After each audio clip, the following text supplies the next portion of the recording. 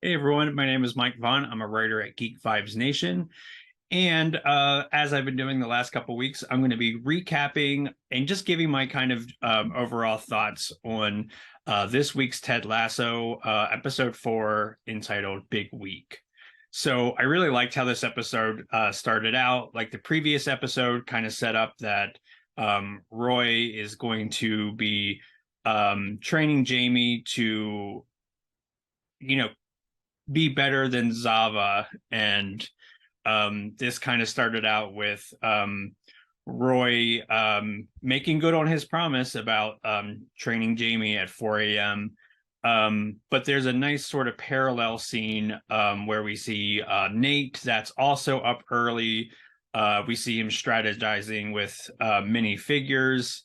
And there's a really interesting scene that I think gives a lot of really good insight into Nate as a character. Just messing around, he knocks off a figure that is obviously supposed to represent Ted, and we get a really interesting shot of he kind of is satisfied, but then looks a little bit horrified in what he did. So he promptly picks him up, and this is a really nice mirroring of Ted, who has a Lego figure that represents Nate. So, um, which we'll see that a little bit later in the episode. But I thought that was kind of an interesting way to start this episode.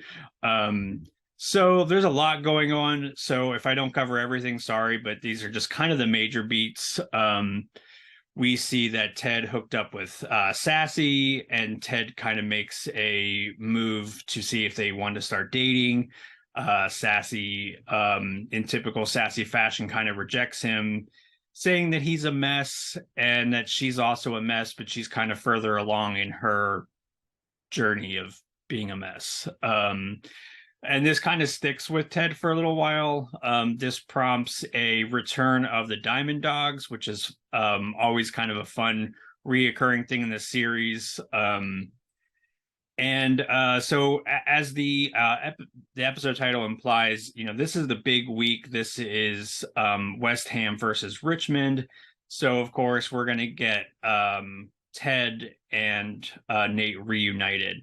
And it's interesting because I didn't really think that was going to happen this early in the series. I know we have a full 12 episodes to go, so I'm not mad about it. I'm sure they're going to have more screen time in future episodes, but I'll get to that later. So the other thing that's kind of interesting about this episode is we start seeing like Keely is really contemplating getting back with Jamie. She seems a little jealous when her new hire is interested in him. More about her later. She's kind of a shit show. So during the big game, the team is not playing that great. So the other coaches besides Ted sort of devise a plan to show footage of Nate ripping up the iconic believe sign to kind of rally the team together. And this works, but almost a little bit too well, because this makes the team players in the second half of the game lose their absolute mind, playing really dirty, losing, but not only losing, but just losing their dignity in the process of just playing really nasty and like violent, really. We also kind of see the first time that Ted and Nate get back together in a really funny, awkward elevator scene. Nate feels like he's about to open up to Ted, except for, Rupert interrupts. And this is a not so subtle, you know, uh, I guess, metaphor for how Rupert is kind of coming between these two people and driving a wedge. So, I mean, there's times when they're even framed, Rupert's framed in the middle of them. So, um, yeah, so Richmond loses pretty spectacularly. Nate doesn't shake Ted's hand after the game, which reporter even kind of calls him out on that.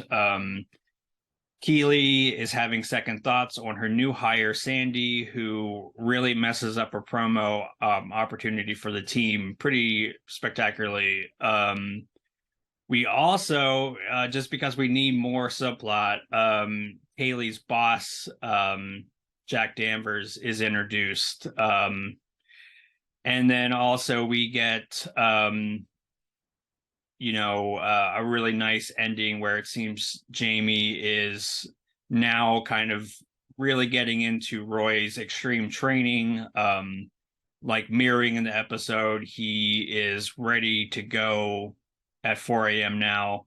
And the episode kind of bookends with Ted confronting his wife about dating their former marriage counselor.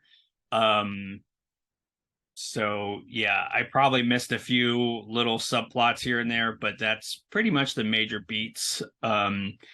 Overall, this is a really solid episode. I didn't think that they were going like I said earlier, I didn't think that they were going to get Ted and Nate back together this soon, but I think it definitely added a really interesting element to this week's episode. And of course, I think that, this is going to play out where both gentlemen really reconcile. So that'll be nice. But, they're just laying the groundwork for that. So that's fine. I have to say this episode, even though it does have a lot going on, I think it's more focused than some of the other episodes. Again, I think you still could have removed a few subplots and maybe just focused on more of the main story beat. But these characters are so enjoyable that it doesn't really bother me. It's just, I will say, like the other episodes, I really feel like each episode could maybe do with 10 or 15 minutes less. But as always, the emotional beats are there. They're amazing. One thing about this show that I really love is it really does have a nice balancing act between the heart and the humor. And you just love these characters. You just really want to see where their journey takes them. So it's just the writing's still there. The acting's great. Just a little overstuffed for my liking, but I'm enjoying this season so far. It's going to be really interesting to kind of see where they go. Episode 1 and 2 in particular set up a lot of story threads. So I think with having 12 episodes to play with, I think we will see a lot of really good outcomes to all these like story threads. Hopefully. Again, they did set up a lot, so it'll be interesting to see where they go. But I want to know what y'all think. Are you enjoying this season so far? I know we're only 4 episodes in, but like, what's been your favorite? What's been the highlights? Chime off in the comments. And as always, thanks for hanging out with me.